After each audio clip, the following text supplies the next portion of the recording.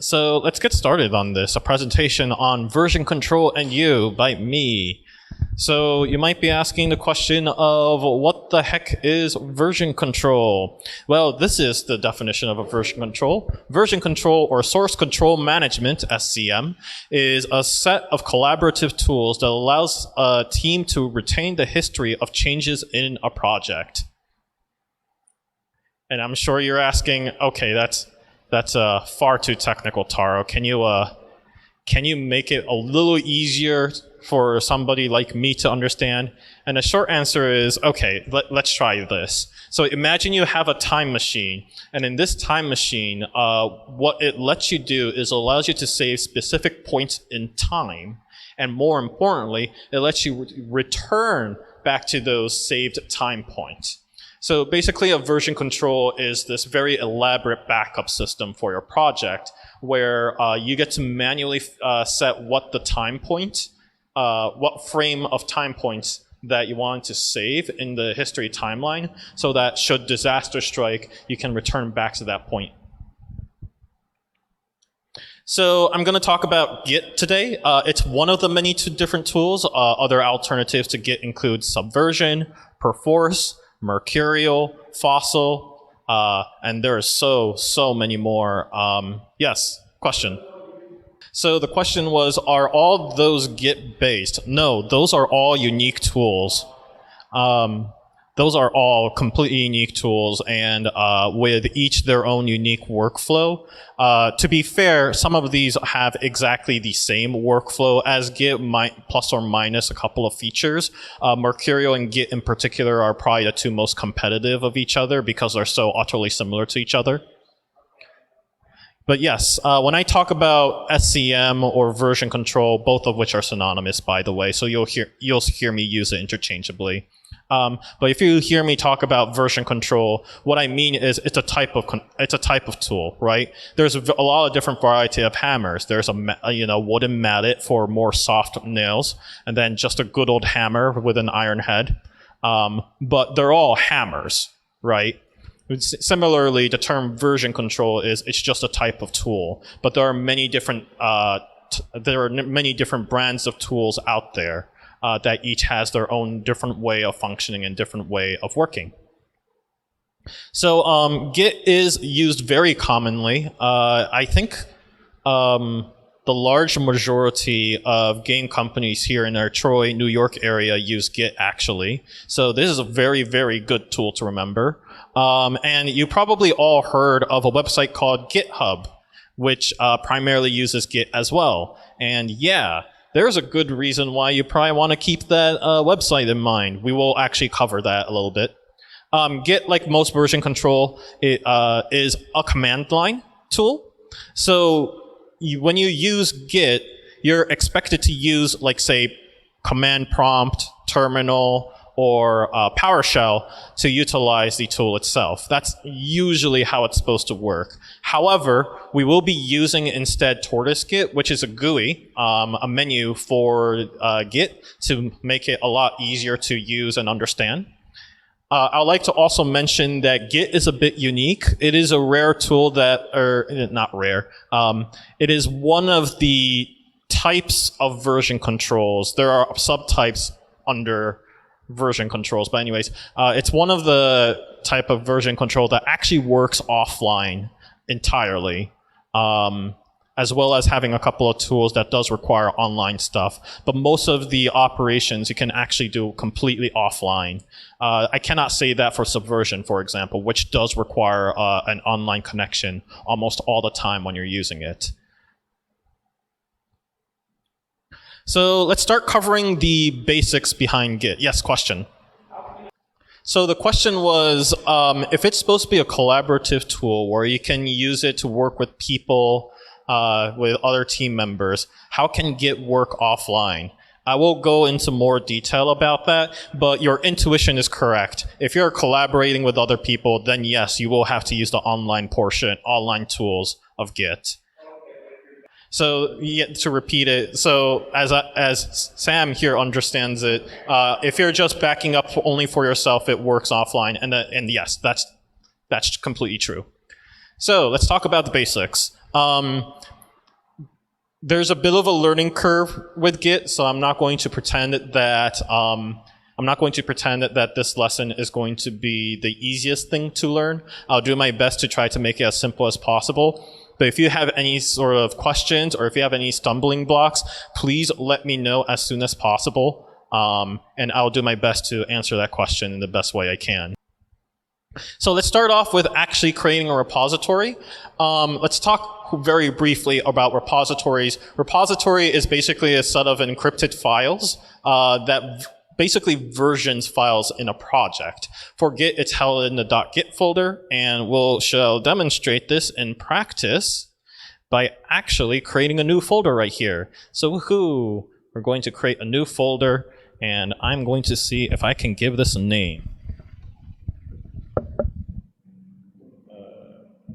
Version control and U2.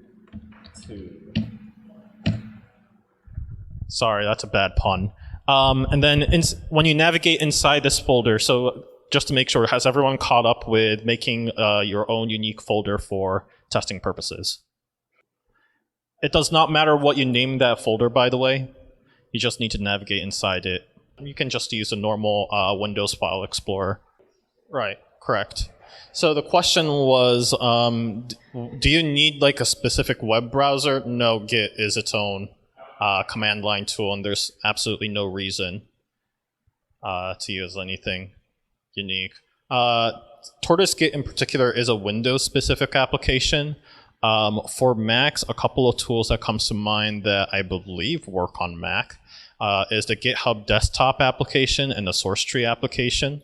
There's also the Snail Git that's available on the Mac App Store. And those are all pretty good tools I would recommend getting started with. Cool. And just navigate inside that folder so that you're actually looking at the empty folder screen like I am. And when you right-click on the File Explorer right here in the middle, you might notice that, well, I have a ridiculous number of items right here. But the important one is actually not git clone, but git create repository here. Yes. The question was, do you have to install Tortoise Git to get any of these right-click options? And the answer is yes. So it's going to ask you a question of, hey, do you want to make it bare? No. It'll actually explain to you exactly why you would want to make it bare, but for this purpose, we don't really want to. So say okay. And then it says, great, you did it, you created it, okay. So you may or may not see the folder .git. I don't see it on my computer right here because I didn't configure it to show hidden files. But if you do happen to show it in hidden files like this, then you'll see that there's a .git folder. Most of the time, if a folder has a period in front, then Windows automatically hides it, so that's the reason why it's hidden. But just to let you know. So that's it. If you're trying to, on each of these slides, I'll have the command line command right here. It's called git init, and then the directory for where you want to place it. So that is the way you would normally type it in if you wanted to do the same operation. But yeah, no, this is it. You have already done it. You have already made your first entry in the history of your backup system. We did it. All right, we can all go home. I'm kidding, of course. So obviously, we're going to have to start demonstrating how this is actually useful. So the first thing we need to do is we obviously need to have an actual file in there. So a quick and easy way is to create a text file. I'm going to call it firstfile.txt and add in the line first line. So let's do that real quick. I'm going to do it the slow method of just creating a text file right here and then saying first file. You know I'm a programmer because I'm using camel case and avoiding space as much as possible. You can open it in Notepad. If you prefer Notepad++, that's fine. Atom, I don't really care. And then here I'm going to write first line. If you're wondering why my handwriting or my spelling is terrible, I'm trying to type it all in one hand while my left hand is holding the microphone at the same time. So we created this first file. It has some content in it. But if we were to do anything with Git, we're going to lose this file very quickly. Why? Because Git doesn't know that the file exists. To let Git know that you have this new file created, by the way, I'm going to switch to this view so that it's a little easier to see. To let it know, you have to right-click on it, and then under Tortoise Git, you might notice it doesn't give you a bunch of options anymore. But under Tortoise Git, it'll give you the add option. So I'm just going to say add. It says, yay, succeeded, and now you're good. Now, when you refresh this, you'll notice there's a plus sign on the file. So that tells you that Git actually recognizes that the file exists. By the way, this step is very, very similar in practically all version controls. Like the grand majority of them, adding is a requirement for it to recognize that the file exists. So this is not a problem unique to Git. It's pretty much existent in all things. You might also notice that if you exit out of it, it's now giving you an exclamation point as well. So that's also something worth noting. That tells you that it's a repository.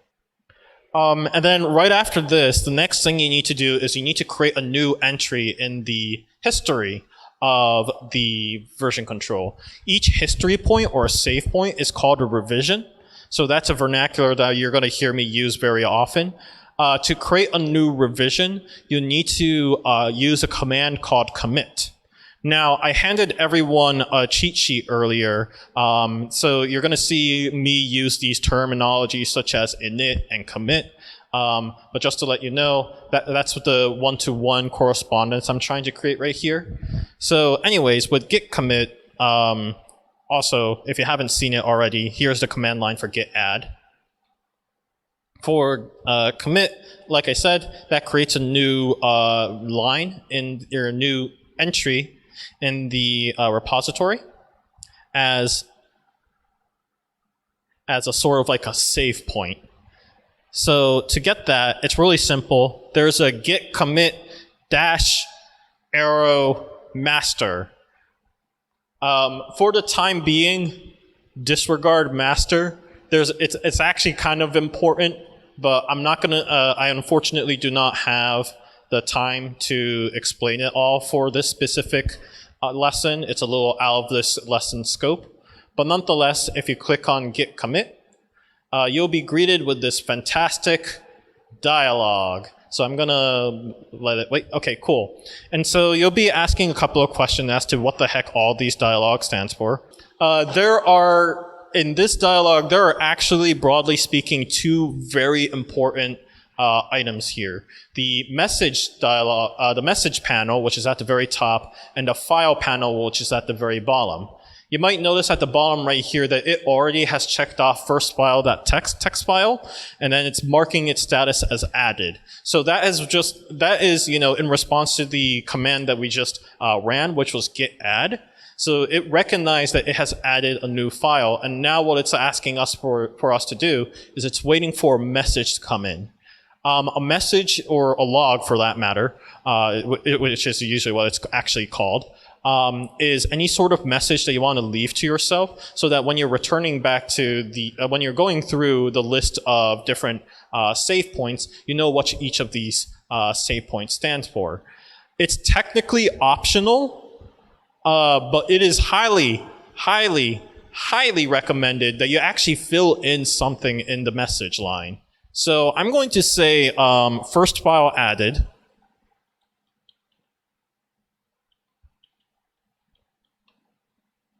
Exclamation point, which is not exactly the most descriptive log, but if you're actually doing coding, for example, you'll probably say something like added new feature tetrahedron or something like that. So it's important to be as descriptive as possible. Normally in each log, it'll tell you what files has changed and how, but you know, there's only so much you can actually comprehend through code before you're just going to be like very confused very quickly. So this is a more human readable way of understanding what changed. After that, you can just hit commit. And there you go. If it's coming out blue with success, then that means it's all good. You can just close this, and it'll close both of those windows. We've created the first save point in our repository. Now, what happens if we start making some modifications? Well, let's start off by creating a new, let's start off by first editing our first file that we created, and also create a new file. So I'm going to do this step by step. First file.txt, double clicking to open it, and I'm going to add a second line to it. Observe my incredible creativity. Save it and close. So I'm just going to leave it up for now. Okay, cool. And then next, create a new text file with titled second file. And I'm actually going to leave that alone for now. The second file at this point is going to be used more for what happens when you move files and such. But remember how I said that you need to add a file for it to be recognized under Git? For a lot of people, that's actually quick and very easy to forget. However, there is a shortcut. When you right-click and say git commit, you'll notice on the bottom right here that not only is first file marked as modified, which is actually really nice, by the way, that Git automatically recognizes that a file has been modified and checks the checkbox, but you might also notice this new group here called not version files. I have no idea why it's called not version. Unversioned is usually the most common term, but it lists a second file, right? Now, I'm going to check this to let it know that in this commit, I want you to add the second file as well. So that's a quick and easy way, that's another way that Tortoise Git provides as a method of adding a file to be versioned. Yes, question. So the question was, if I right-clicked on this, then that would have allowed me to add it too, right? The right-click menu is, for whatever reason, right here, so there's a lot more menus that you have to dig through, but the short answer is yes. Right. So if I did this, then it would mark this as added. Okay. So the question was, let's say you had 5 new files added in. By using this method, will it add them in order? As far as Git is concerned, it will add it at once. At once.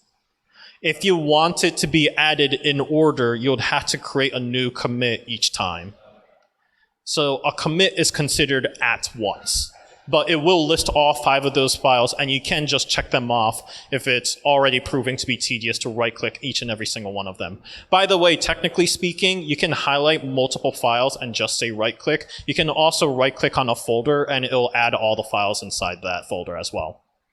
So like I said, this is just a quick shortcut to add a file, and I'm going to add this, added second line in first file.txt and a new file. This is admittedly really redundant because you'll find out. Second file.txt. So again, I confess the message here is incredibly redundant and not useful if you're actually going through the history. But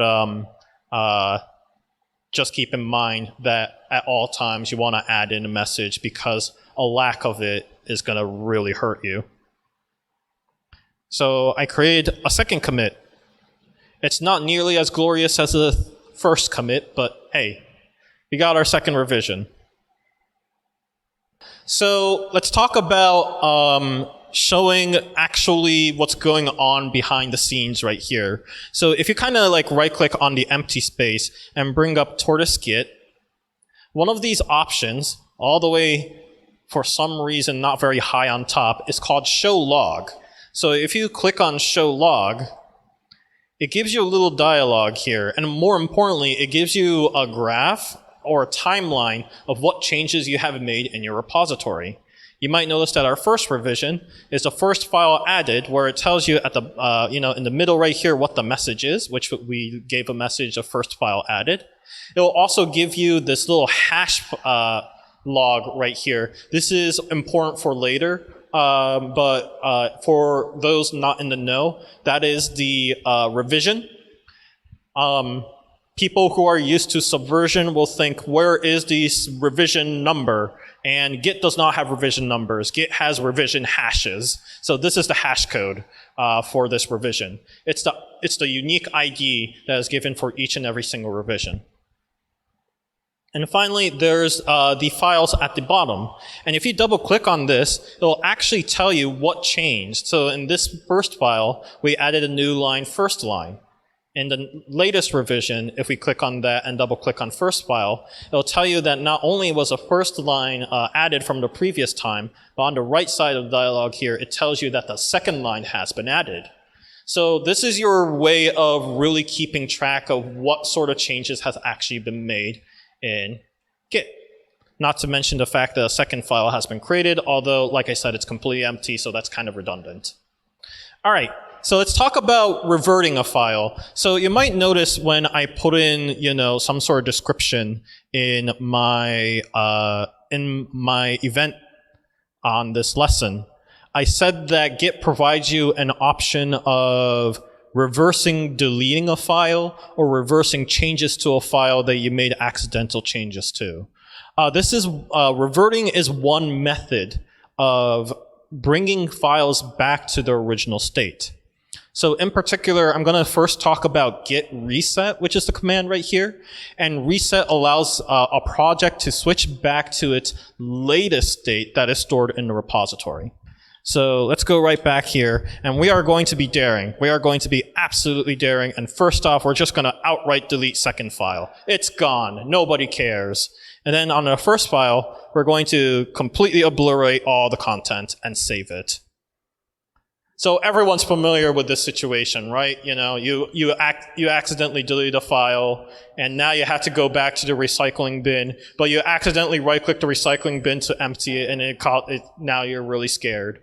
Or you open a doc file, you change some content, you saved it, and you're like, oh no, I didn't want to do that.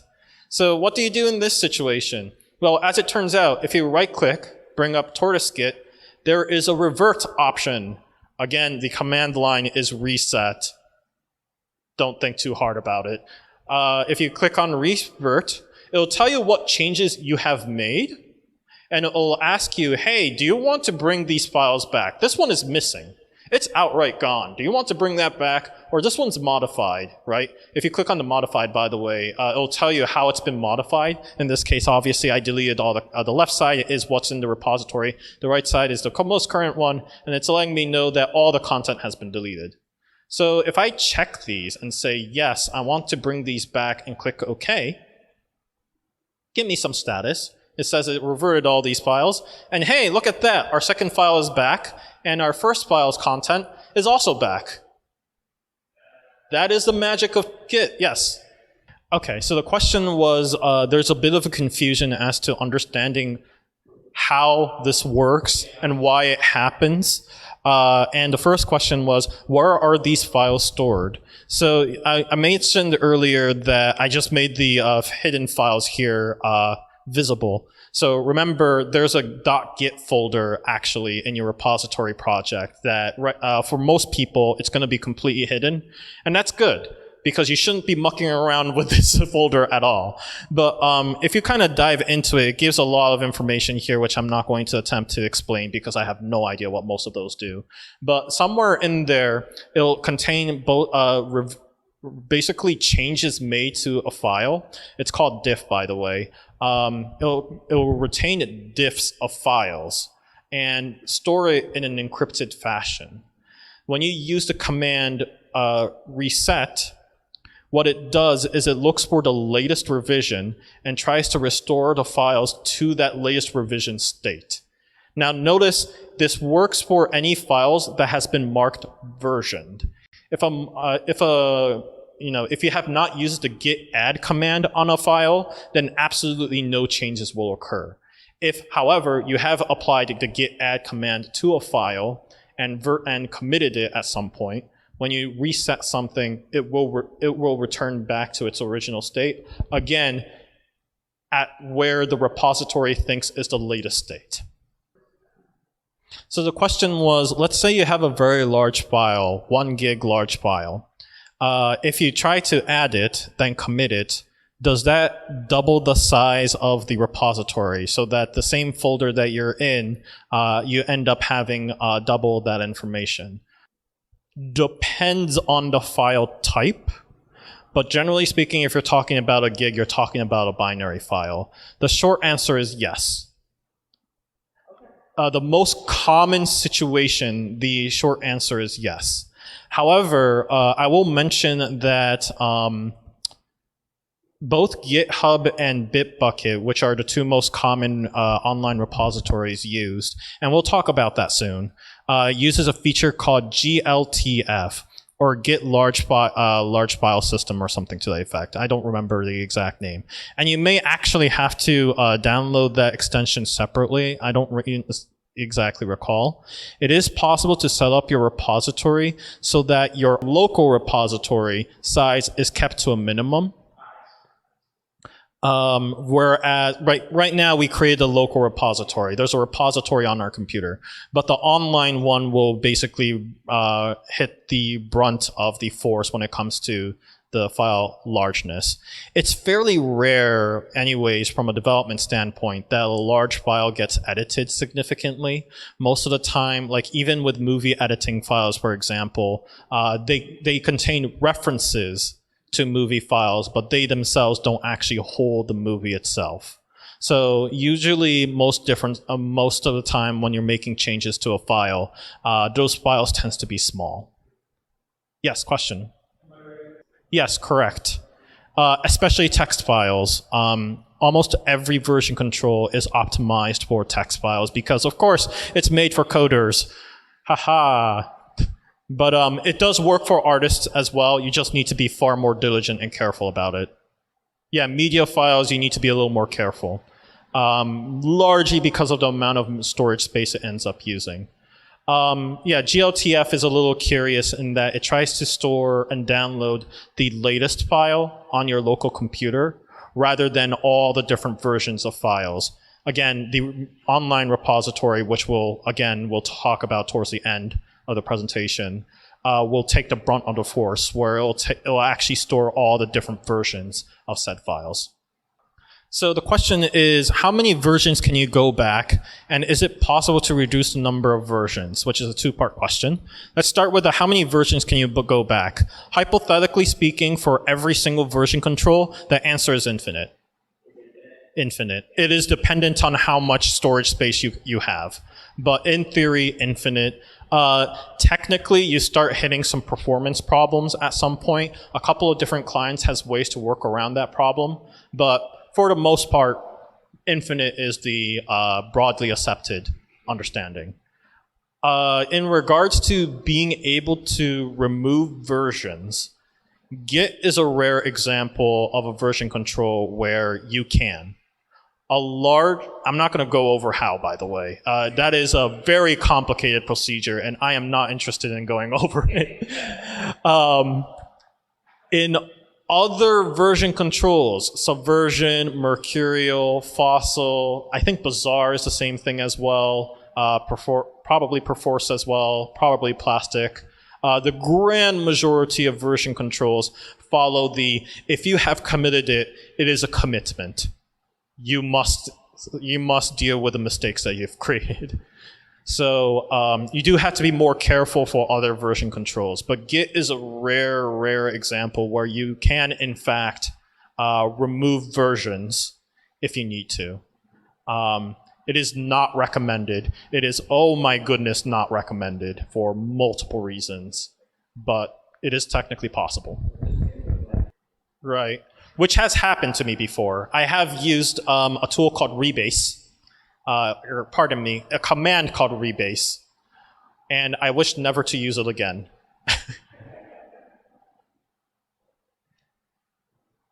All right, so that's Git reset.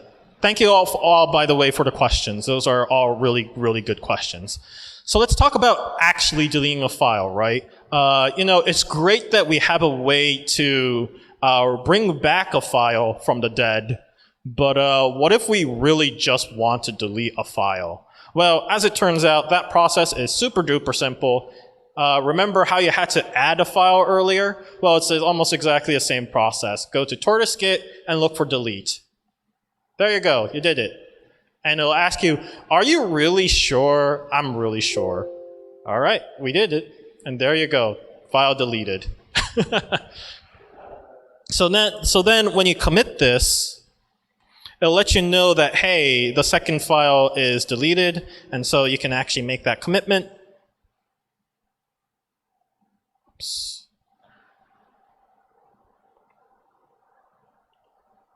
Deleting a file. Say commit. I did it. And there we go. No more second file .text. Right? So So remember how I said that if you use the revert command, so there's the first thing. If you use the revert command, then it will display it as something that you can delete. Like here, so it says it's missing, right? So that's the status that it comes up with. If you, pardon me. If you bring up the commit, it'll actually also show as missing as well. Now, tortoise git is kind of bizarre. Most version controls doesn't do this. It will leave that as checked by default because it assumes you wanted to delete it. And then this is also a second method of then marking a file to be deleted as part of committing. It will also delete that first file. But I don't want to do that right now. Yes, I'm fine. Thank you. I want to revert, by the way.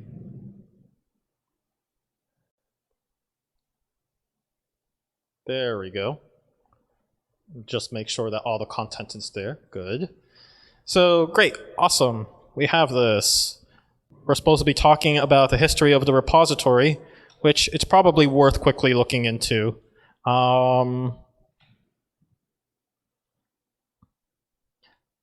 So if you're kind of getting confused at all the changes we've been making, so far we've made 3 changes, and this is what the dialog looks like. You might notice that the action icons are very specific, the plus being new file created, the exclamation being a new file modified, or not a new file, a file being modified, and a minus sign indicating, or X sign, pardon me, indicating that a file has been deleted.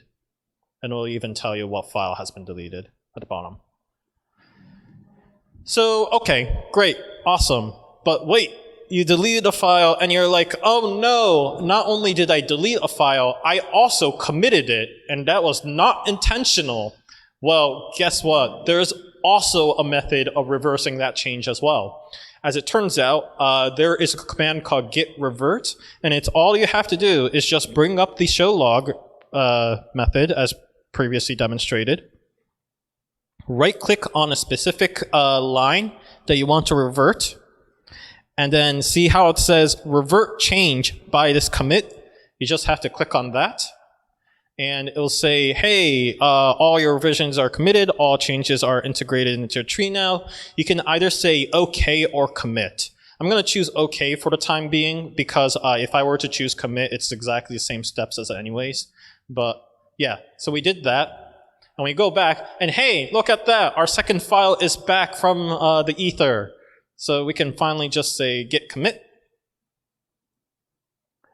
And then say, it'll tell you what the changes were. Thank you very much. This is a revert of this hash commit hash right here. And I'm going to say commit. So there it is. Now we're back to its original state. We have 2 files. This second file still has absolutely 0 content. But I'm content and happy that I was able to reverse changes that have already committed. Now, I selected the latest revision in this case, but in fact, you can actually revert any revision in the middle. It's going to create some problems at times, and I'll talk about a little later on when what happens if you start creating problems. But nonetheless, now you know that at any point in the history of the repository, you can literally just revert the changes of a specific commit. It should be kind of obvious at this point, by the way, that generally a philosophy that programmers have is to make sure that all your commits are as small as possible, because you want to be able to have that granular understanding of how the history has changed over time.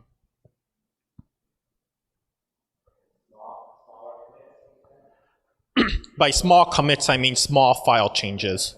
Okay, so more incremental. Yes, precisely. So let's talk about moving files. Git is a unique version control in that it actually tries to keep track of when files are being moved. So there's a unique command for that. But first, let's try the wrong quote-unquote method of doing this. I'm going to create a subfolder. What's the shortcut command? There it is. I'm going to call it sub. And I'm going to move the second file to the subfolder. And then when you hit commit, as a consequence of this, you'll notice that it'll say, hey, the second file is missing, and a new file has been created in this subfolder, and right now it's not version. Would you like to add that?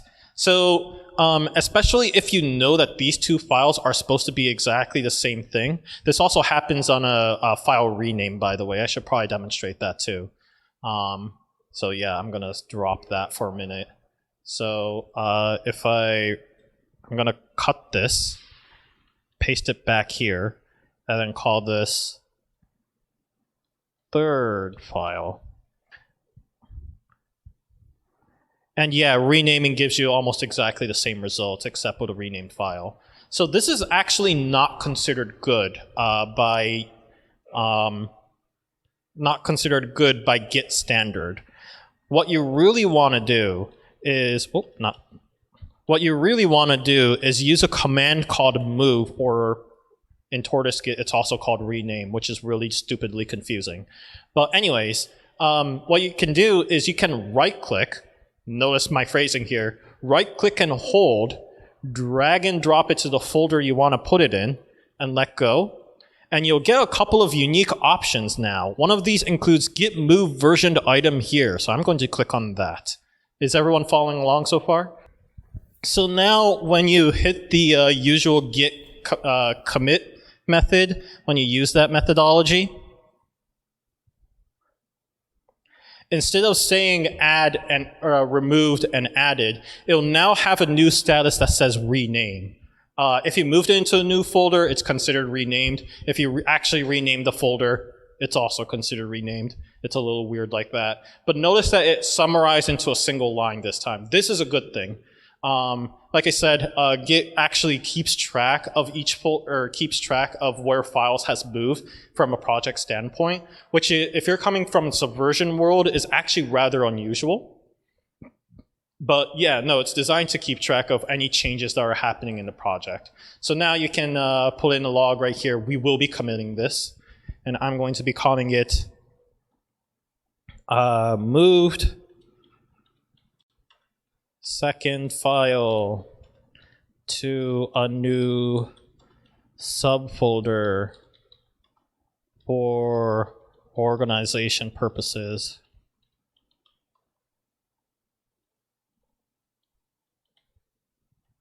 Exclamation point. Commit. So keep track of that next time. Yep. By the way, the command is git move, then old file name, new file name. It'll work for renaming things. It'll work for moving it to a different folder, so on and so forth. So a quick review so far. One, for Git to recognize that a file needs to be versioned, you need to use the add command. Notice that I'm using the term version, by the way. Version files are obviously any files that Git recognizes as part of the history of its repository. The commit command is super duper important. It creates a new revision in the repository each time. A revision being a save point. Every revision has a log message on it, which is a useful way to tell yourself what sort of changes has been made in a human readable fashion. Commit automatically detects modifications to a file if it has already been added. Things that it will not recognize immediately, that is, that and you need to tell it manually that these changes has been made, is either one, when a new file has been added in, you need to use the git add command. Two, if a file has been removed, then git really doesn't do anything with it by default. You need to mark that as removed. Or three, if you rename or move your file, in which case you should use the move command to let git know that a file has been moved or renamed. By the way, we chose a particular method here where we moved a file deliberately from one place to another and then kind of did it all in one stroke. You can, in command line, tell git that a file has been moved after the file actually has been moved. Hold that thought for a minute. So the explanation here was I can imagine why moving might not be useful, or moving would not nearly be as useful if you're trying to create a new copy of the project because you reached a specific milestone or you made a particular release and you like to hold it there. I did not go over this in this specific slide, but there is a feature called branches and tag. In particular, what the situation you're talking about is like, the feature tag would be the most relevant. But that feature already exists, is what I mean to say. You literally do not have to do that because a feature for it already exists. It's called tag, yep. As a name tag implies, it basically gives a proper custom name to a revision rather than a huge hash code, so that it's much easier to return back to that point in time if you need to. Because there's already a history of it, right? So why delete the project and create a new one at all? Right, so tags would be the easiest way to do that. Some people, for whatever reason, uses branches in replacement of tags. But for those that want to look into it further, branches are ways of creating a sandbox of your project so that other people can make changes without you making any commotion about it. I'm not going to go too far into detail because, again, that's a little out of the scope of this lesson. But if you're wondering what the word master stands for, that's a name of a branch. That's the default branch that Git gives you. Now you know. The reset and revert command allows you to return the project to a certain state. The former returns it to the project's latest state. So if you made any changes to the repository or any changes to the file and you kind of change your mind, then you can revert it back to the original state by using a reset. Revert allows you to reverse a specific commit that you have made, a revision in the history. No. So the question was, if you reverted to the last revision, then that's kind of like a reset, correct? Do you mean resetting back to the very beginning of the project? So broadly, what Git means when it uses the term reset and revert. Reset is any changes you have made before you committed. So if you haven't made a commit yet, reset is the command you would use. Revert is if you have made a commit, or you have made a commit in the past that you regret, that is when you use revert. Revert only applies to what has already been committed. Any revisions that has already been in there. Reset is any changes that you still have in your project that you have yet to commit. Does that make sense? I know that's a little confusing, and I'm not going to pretend that it's exactly as straightforward, but it's something that becomes a little more obvious through practice. And by the way, for anyone who's a little more knowledgeable and understands the difference, feel free to chime in.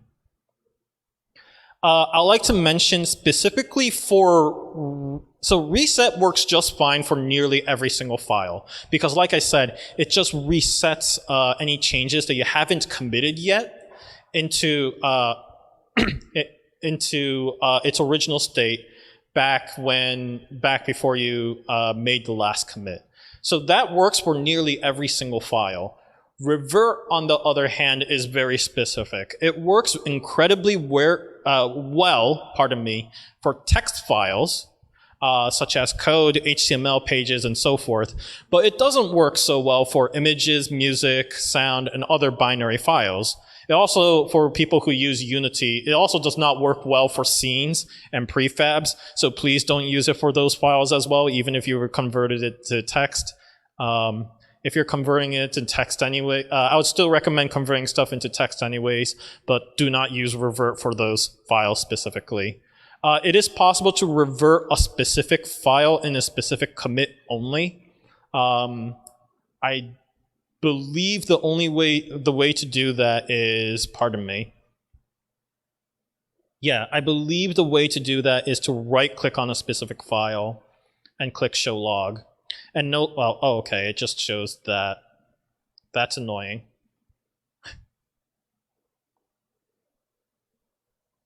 Notice that it shows changes only applicable to that file. So now when you run the revert command, it will apply only to that file and no other file. Does that make sense? So you can be really granular with the revert command. I did not know how to do that in the command line. Sorry, guys. Read a man page, I guess. So let's talk about the fun stuff, the collaboration aspect of Git. So I'm going to use GitHub specifically for this operation right here. And basically, creating a new repository in Git is very simple. GitHub is very simple. So you might notice that I already have a repository called version control and u, but I do want to create a new repository, so I'm just going to do that. I'm going to create a new repository.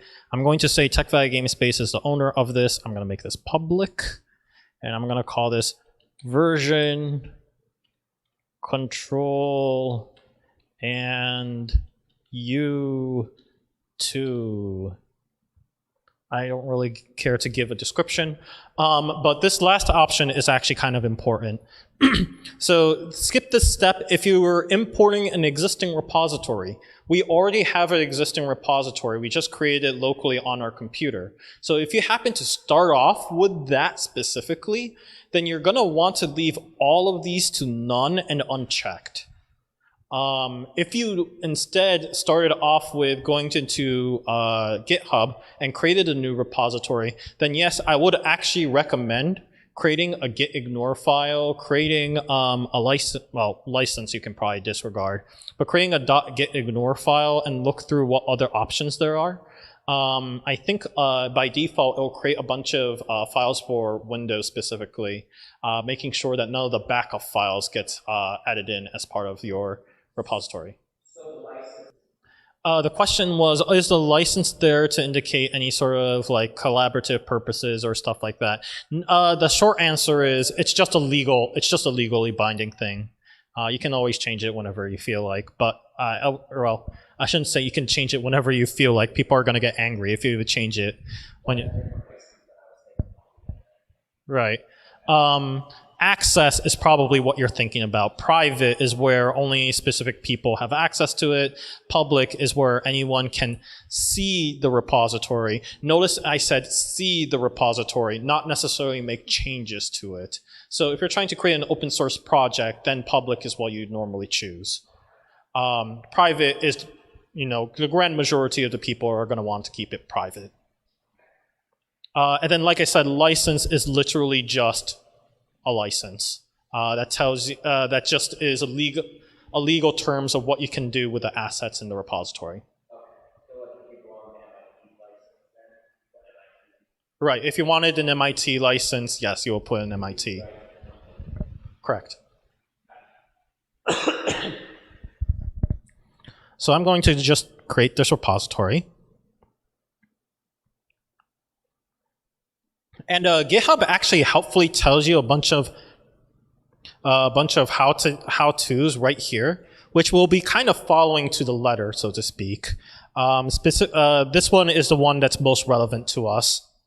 So if you're looking for the command line specifically to push your files, as the command will soon learn is what it's called, to the online repository, then these are the 2 lines you're going to be looking for. But we're going to do it the tortoise git way, so you don't have to remember all those command line things. I'm sure whoever is looking through YouTube will eventually find this online and can pause a video for that. So here it is. All right, so the first thing we need to do is we need to record this URL right here. I don't want HTSSH, I want this one. HTTPS. For the grand majority of the people, HTTPS is what I recommend. SSH is if you have a particularly large file. It's a little harder to set up.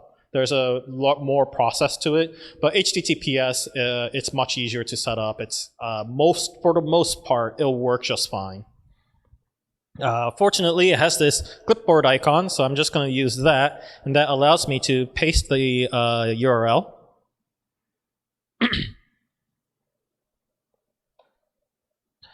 And we're going to use the command tortoise git push. So here it is, tortoise git push. Now you might be thinking to yourself, oh, I can just enter in an arbitrary URL and that would quickly get the job done. And I mean, yes, it will quickly get the job done, but you can also bookmark specific URLs by just clicking on manage. And then it'll ask you, hey, you should probably pull in a URL right here. You're right, I'm going to paste the very URL that you just given me. And you might notice that the remote is suddenly auto-filled with origin. That's pretty much what you want. I'm going to say OK. And then you just have to click OK. And now you have the remote origin. So what was the whole point of that? By doing this method, you basically bookmark that URL. As it turns out, GitHub allows you to push changes to multiple different repositories. And so this is just a quick, easy way for you as a human being to memorize which URL you want to put it into. Rather than constantly typing that URL over and over again, you can create this bookmark. Most of the time, origin is a default word, so that's what we're going to use. Question? It's the default term. There's no particular, it could have been anything. They chose origin as default. So the question was, is it possible to have different, am I assuming correctly that you can create different bookmarks, each with their own unique URLs, and that you can push and pull through them variously? The answer is yes, correct. A particular example that comes to my mind is, let's say, for example, you have one repository, but you created a fork from that repository via GitHub. GitHub, by the way, makes it very easy to fork a repository. Forking is just creating an entire new copy of the same repository, by the way. So, like, if you now you have 2 different repositories, and you already have that, project on your computer, might as well just use a different bookmark and tell it that you want to use this. You can also edit the same bookmark. So that might also be just as easy to do, where instead of, you can just tell it that to rename origin to point to a different URL, in which case you can use the manage to make that changes. But anyways, we're just going to click OK. It's going to push.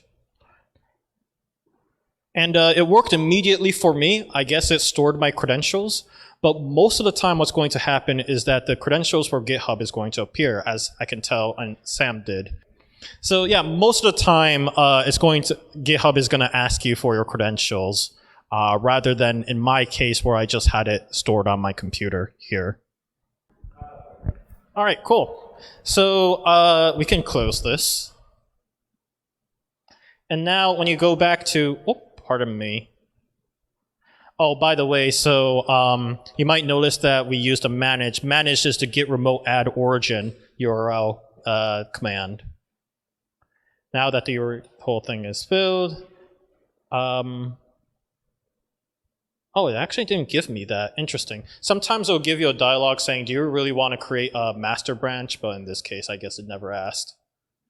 Cool. So before I do that, let's go back to our GitHub right here. And remember we saw all this. When you refresh it, ta-da! All the commands of, hey, here's how to create a new thing is completely gone. And instead, it has our first file.txt, which you can tell the content is just first line and second line. Beautiful. And everyone else should be able to verify that on your own repository as well. So that means that our whole uploading process has in fact worked. So now we can take this a little further. Let's pretend that we're a new person, we're a new team member, and you're telling them, hey, I want you to be able to copy all of these files from online. Okay, potentially you can tell them to just download it, which GitHub does give you that option right here, clone or download. But in this case, we're going to have them clone the repository onto their own computer instead. And so let's go back to our file right here, and we already have this version control in U2. I'm going to create a new folder, and I'm going to call it version clone, because I'm being lazy. So here it is. I'm going to navigate inside it, and I'm going to right-click. So one of the options we chose earlier was git create repository here, but that's not what we want to do this time around. What we want is we want to grab all the project files from the online repository. How do we do that? Well, we can use this wonderfully named git clone command, and it'll tell you, hey, where do you want to clone it from? Apparently it copied and pasted my URL right here, but here it is. So I can paste the URL that I wanted. I guess it just does that by default. And it's going to also ask which folder you want to pull it in. And I want it in the git clone folder, so I don't need that whole shenanigans right here. And then I just have to say OK. Oh, by the way, for those that like to use Subversion, notice this. That's a fun thing you can use. It's not recommended to use Git with Subversion at the same time, but you can do that. So hey, we're here. And look at that. We got our files back. And we can even double click on this and say, oh, it has the first line and the second line. So we did it. We now have 2 folders with exactly the same content. That is what clone does. Yep. So that is already pretty awesome. We're going to pretend, so I'm going to use the term original and clone, by the way. When I talk about clone, I'm talking about this folder project. And then when I'm talking about original, I'm talking about this folder's project. That is a very rare, or that is just me making up a vernacular right here and there, but I needed to do that for my presentations purposes. But just to make sure that you're prepared when you hear those terms. They are not technical terms. Again, I just made them up. The git clone command line is over here. So you can now start creating some changes and sharing them.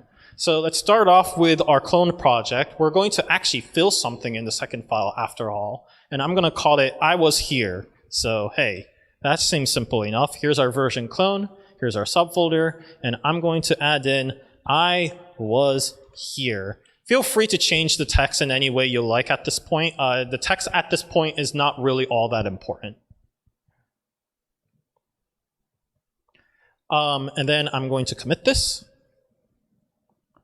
Remember, when in doubt, commit. And then I'm going to say made changes. Yes.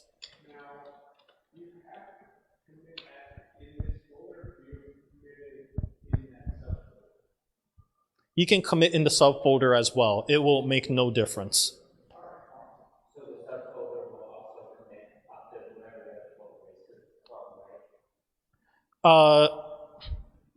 So if you try to say right-click and say commit, what it'll actually do is it will commit everything, including its parents folder. This is a little confusing. So especially if you're coming from Subversion, because Subversion, if you right-click on a single folder and you say commit, it only commits files in that folder. Now notice that there are check marks on these, so that's your way of actually filtering which files you want to commit and which files you don't want to commit. In the command line, you can specify which folder or files you want to commit, and it will commit only those files. So you might be asking, okay, wait a minute, I'm from the Subversion world. Why is it that if I right-click on a folder, it makes me commit all the files?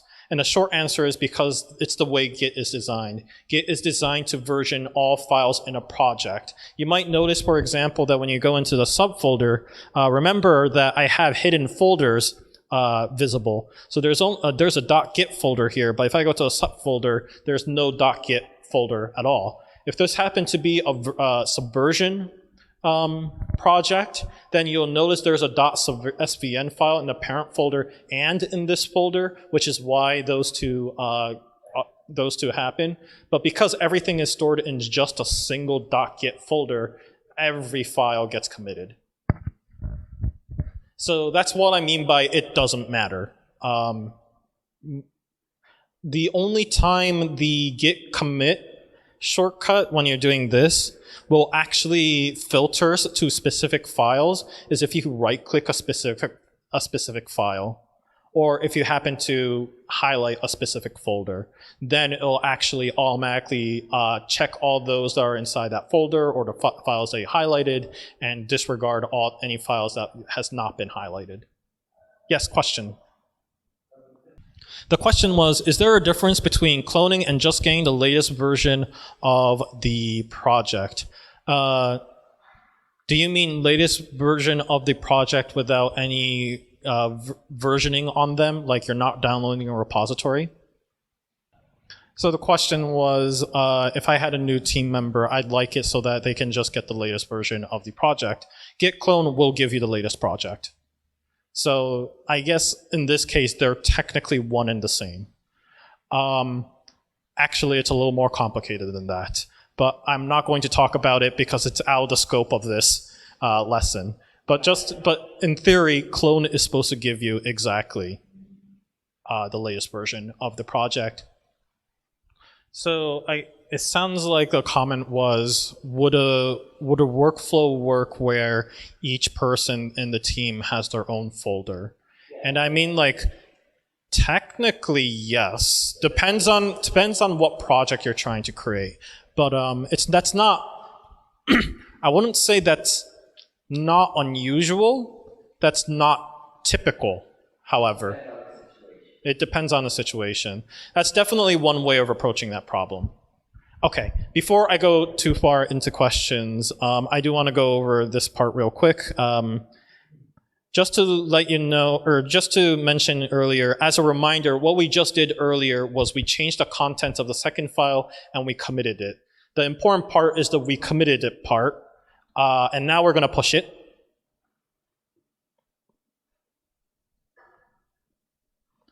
And you might notice suddenly that, hey, remote now has a master field in it.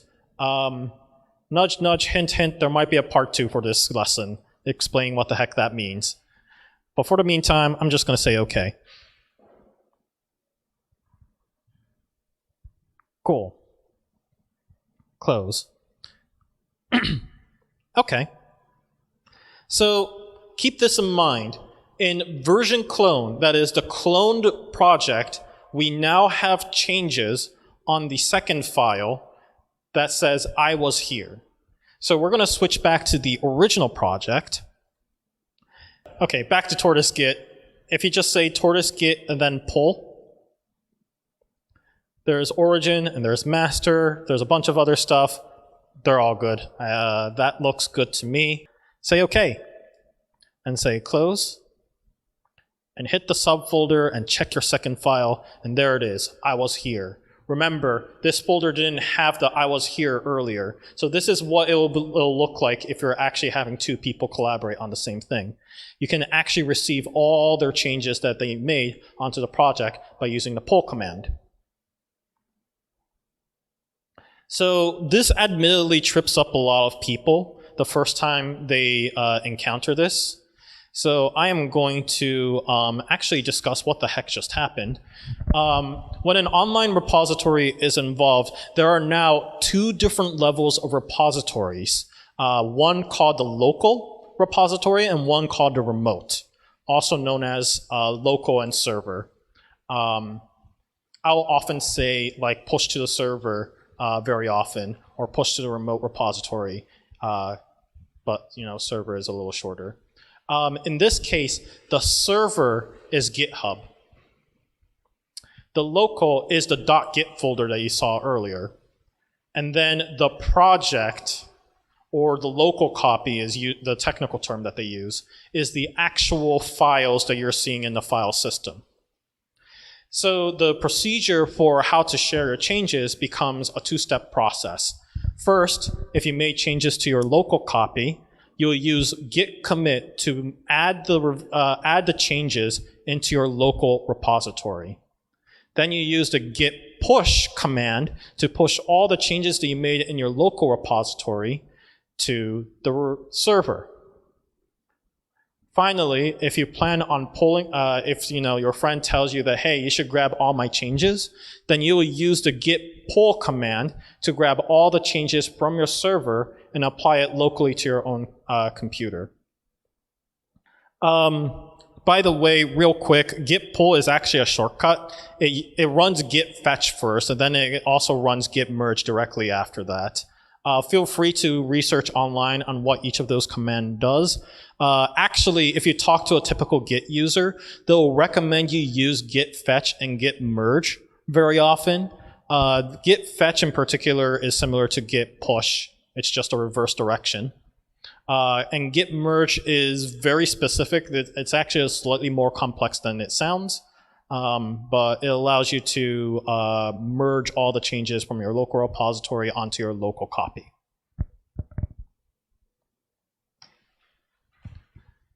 Okay, so merging differences. So this is the fun part. Yes, this is the great fun part that all programmers look forward to. I'm being very sarcastic, by the way. Let's switch back to our project right here. Just to let you know, I am in the original project. In the original project, I'm going to the first file and adding in the third line. Third line is the charm. I'm being a little more creative this time. Save it. And I'm going to commit this. The charm. XKCD has this funny joke about as time progresses, your log messages becomes less and less meaningful. This is why that happens. But we're going to push this change and call it done. So again, as a quick we just saw it earlier, but we first file has those changes in our original repository. Now let's go back to our second one. Before we even make any commits or pulls, let's go to our subfolder. So we're going to our second file right here, and I'm going to delete this all and say changes from second cloned project, because that's the folder that we're in. And I'm going to add a new line to that at the end and say close. So there was a question of what happens if I commit here. It will display all the files. You're not seeing it here, but it is supposed to display all the files. And I'm going to say made completely changed content of second file.txt. Here we go. Good. Going back. So again, clarification.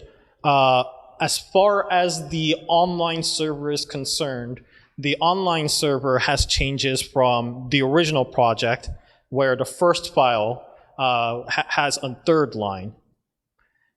But in our clone project, the local repository has a change in it now that we made a commit, so now that's part of the local repository. The local repository has a change in it where you have made where you have replaced the content of the second file with a completely new text.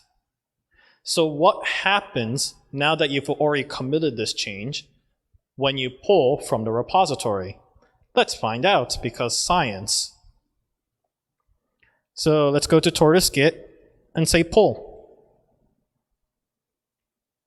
All these settings are perfectly fine. We can just say OK.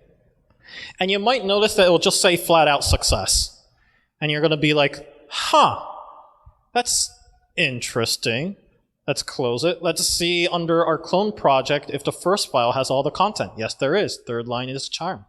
Let's check to see if the subfolder has all the content. Yes, there is. Changes from the clone project. So far everything looks good.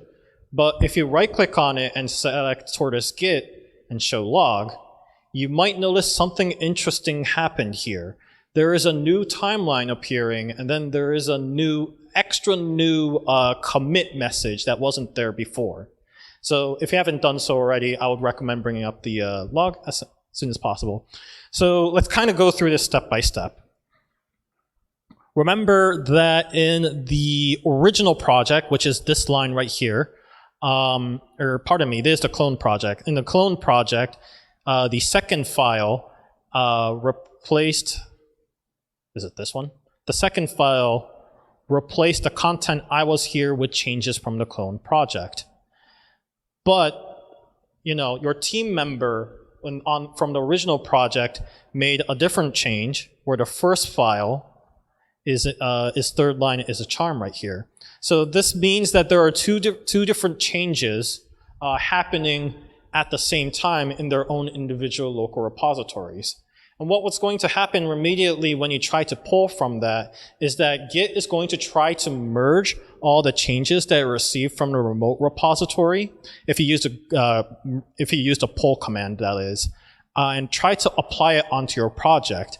But for it to do that, it needs to check to see what all the changes were in the files and see if it can figure out a way to apply those changes without affecting your code significantly.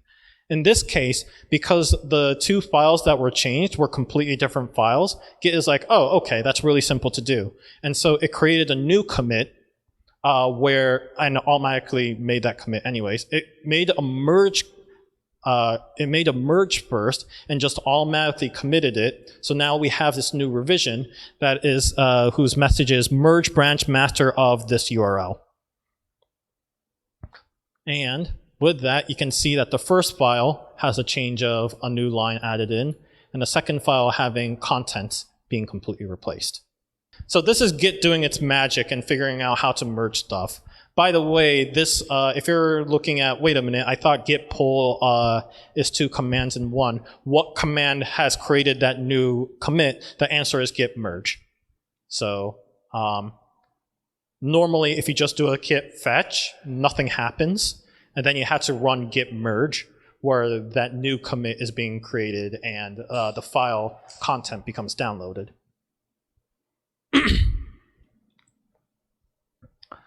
So again, let's see, any new content in here? Oh yeah, as a general policy, it is recommended that you always commit your changes first, and you always pull first before you do a push. But you might be asking the question, what happens if 2 or more people make changes on the same file? Well, we're going to find out. Oh, pardon me. We're going to create what's called a merge conflict, where 2 people make changes to the same file. So remember that in our clone project, we made changes to second file.txt. So let's push that change into the repository. So I'm on the clone project, and we're going to push it. Push, push, push. Yeah.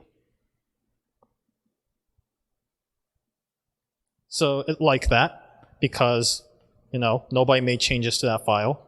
And we're going to return to the original project here, the subfolder, and we're going to double click on this. We're not even going to bother to pull yet. and it says I was here, I'm going to say changes from original project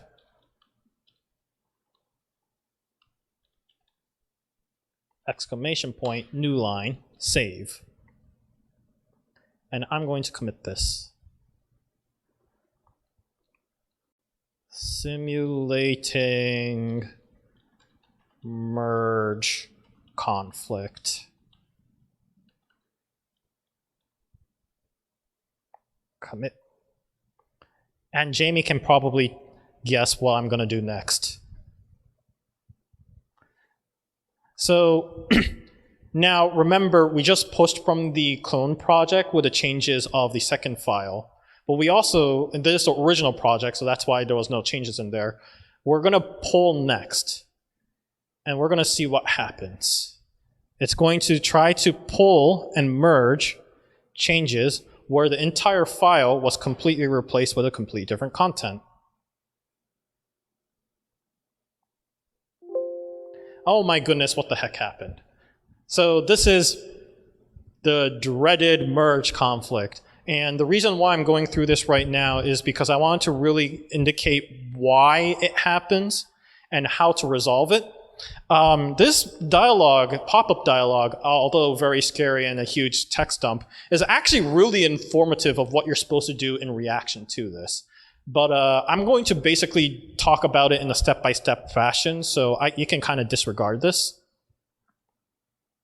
But what's important is that now you learned that you have what is called a merge conflict. Git did not exit cleanly, so that is already a pretty good indicator letting you know that maybe you have a problem. Do you want to see the changes? Let's pretend that you accidentally clicked on no. If you actually clicked on yes, it's going to give you this dialog, which is actually ridiculously useful because it tells you what files has changed and what files has merge conflict. But we're going to assume that you clicked on no and were like, oh no, I didn't mean to do that. How do you get that same, similar, at the very least, dialog back? And the short answer is the tortoise git resolve dialog. Resolve is not a specific command that I am aware of that Git has. So I'm going to see ergo. So you're going to get this file right here. And when you right-click on it, it's going to give you a couple of different options, including edit conflict, resolve conflict using merge head, and then resolve conflict using head. These two are actually super duper important. They're very common operations. If you choose conflict using head, any changes that you made, it's going to use that instead. So remember how the text file said, content from the original project? If you choose that option, it's going to say we're going to resolve this conflict by using that text.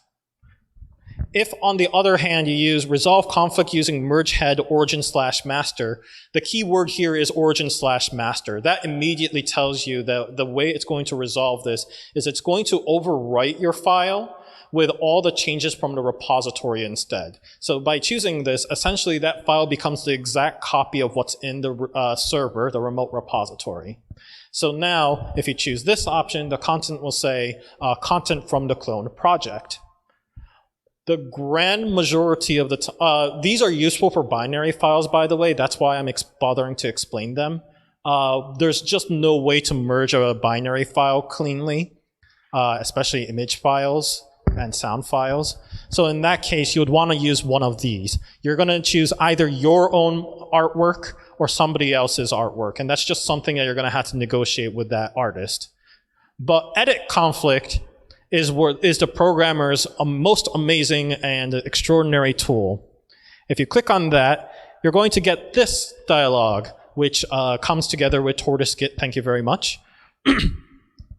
Now, I know this dialog looks really, really confusing, so I put it all in slide form, letting you know step by step what each of these things do.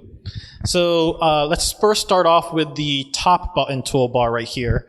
There's only 3 that you really need to pay attention to, which is the number 1, the resolve button, letting you know that we're done editing the file. Obviously, you push that last. The navigation buttons, that's a group of buttons, by the way. But normally there is, because there's only 1 line in here, it's not showing up as a clickable item. But there is a big red button, a big red down button that says next conflict. Most of the time when you're doing this in a team, you'll end up with multiple different set of code, different bunches of groups of code creating conflicts. So that next and a previous, by the way, those big red buttons that says next conflict and previous conflict is your quickest and fastest way of navigating from one set of conflicts to another. And you're going to be using that a lot. Number 3 is, and it's a little cut off on the projector right there. Number 3 is the different options that you can use to resolve what block, how you want to resolve that block of code. We're primarily going to use the right click, so that's actually not that very useful. But nonetheless, it gives you all the options available right there. The bottom panel is probably the most important part. The upper left is the content of what is contained in the repository. The upper right is the content of your own, your own local copies project, or excuse me, your own local repositories information. And finally, the bottom is what the final result is going to look like. I'm not going to go too far into detail here, but you might notice on the left sidebar, right here, where yellow indicates that the line was deleted, and then these plus sign right here says these files has been added. But right here on the bottom, it's saying I have no idea what I'm supposed to do here, which makes perfect sense. Probably a normal computer would not be very good at judging what to do here. So this is where you get to kind of figure out what you want to do. Obviously, if you're an excellent programmer, then you should be able to use this opportunity to figure out and understand what the heck the other person was doing. If not, bring the other person into your room and ask them, what the heck is this? Please help me resolve this. But, we made all these changes in our code, and probably what we want to do is we want to have it so that the first line says changes made from the original project, and the second line says changes from the clone project. So how would you do that? You can just right-click on this specific block of line, and you'll get a couple of different options. Use text block from the left, and by left it means this left panel right here. Use text block from the right. Use text block from the right before left, or use text box from the left before right. We want the right before the left, so I'm going to choose that. And there you go. Now it's happy. And you might notice in the green lines indicate how you resolve that. The final product is going to first remove I was here, and then it's going to add 2 lines, changes from the original project as the first line, and then changes from the clone project as the second line. And I think that looks good. I'm going to mark it as resolved. And then I'm going to close this. And now when we go to our resolve dialog, our file list is now empty because we have already marked that file as being resolved. So we can cancel that. By the way, for people using a terminal, obviously you need to make these edits on your own editor. The file itself will mark where the problems are. It's very distinct. I would recommend looking through the documentation just in case, but it should be fairly obvious what those changes are. To mark a file as conflict-free, like you have resolved it, you use the command git add. So that's the solution to that problem. So this is what we just did earlier. And now we're going to here. We have made all that resolution, and we are going to commit. And then it's going to tell you, hey, just to let you know that the message we added in automatically, letting you know where the conflicts were. I discovered that if you leave these behind and you try to commit it, then Tortoise Git will tell you, are you really sure? So I don't want that message. I'm going to delete these. It's specifically the lines with the hashtags on it, by the way. where Taurus Git will complain about that. So I don't want those. I'm just going to hit commit. Git seems to like that, so we're going to close it. And we're going to push this.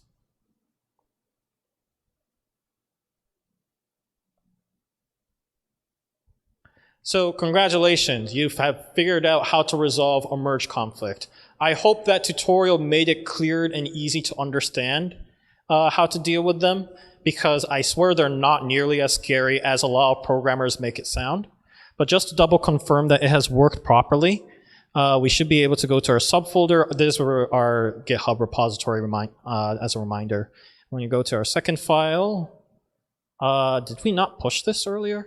Or yeah, I thought we did push this. Oh, I must have pulled it by accident. Whoopsies.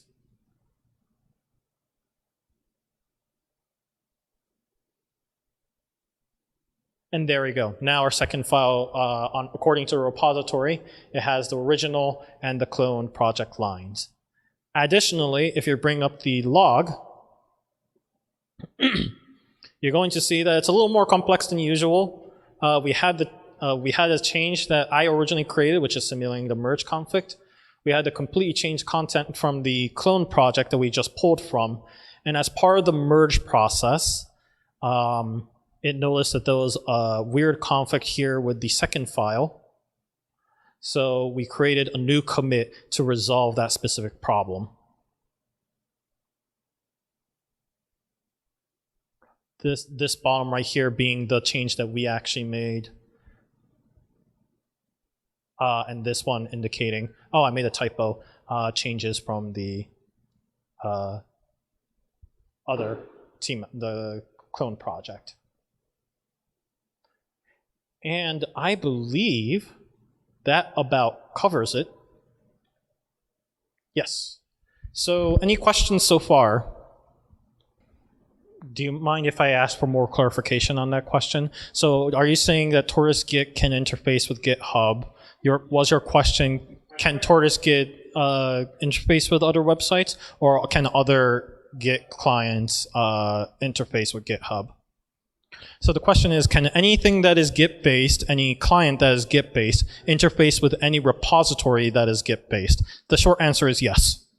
The long answer is, depends on the version of Git the repository is running, because to a certain extent, the version of the client has to match with the version that is online.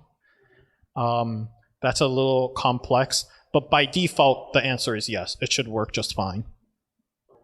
Yeah, so long as they're using the same technology, which in this case is Git, then any Git client will work with GitHub. And for that matter, Tortoise Git will work just fine with Bitbucket if you create a Git repository. Right. And likewise, so GitHub has its own desktop client. If you use GitHub desktop client on the current repository that you created earlier, the private version control is you or something like that, that will work as well. So they're all interfacing on the same technology, which is Git.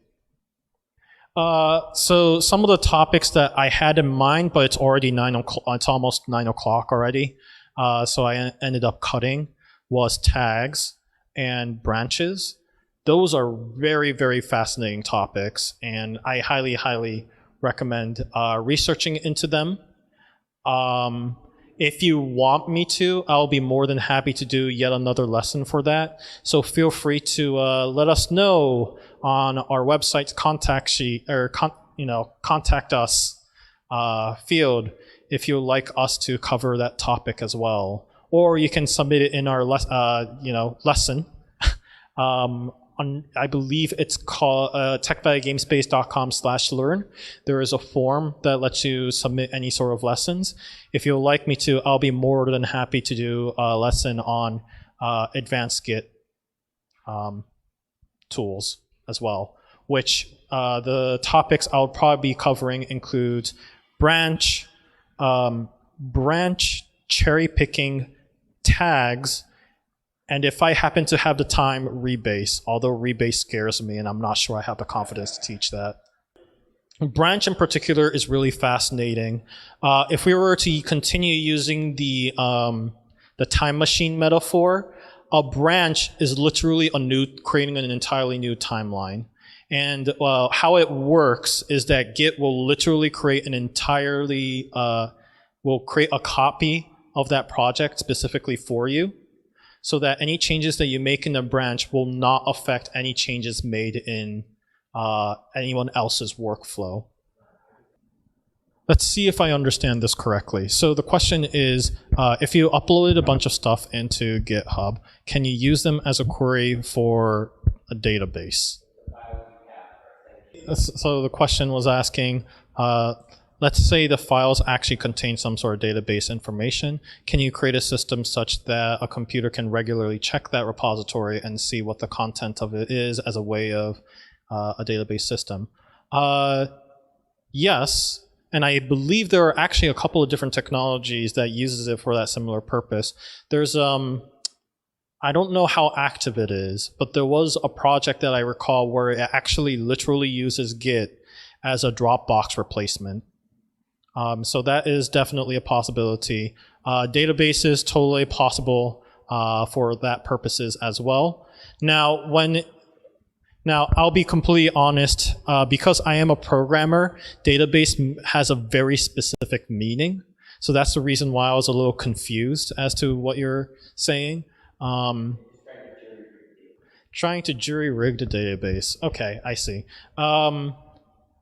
Obviously depends on what sort of system you're trying to create.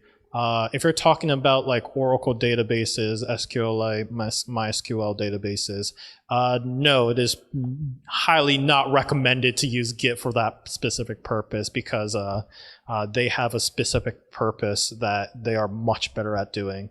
But for your case, where you're just asking like, can I just store data very quickly and in a way that I can easily parse and understand? Yeah, sure, absolutely. That's totally possible as well. Let me be clear. When I talk about databases such as Oracle databases, MySQL databases, PostgreSQL, so on and so forth, where they optimize at is stuff such as relationship between two different data and searching. They're exceptionally good at searching. Git is not. So that's why I say, as a programmer, database has a specific meaning to me.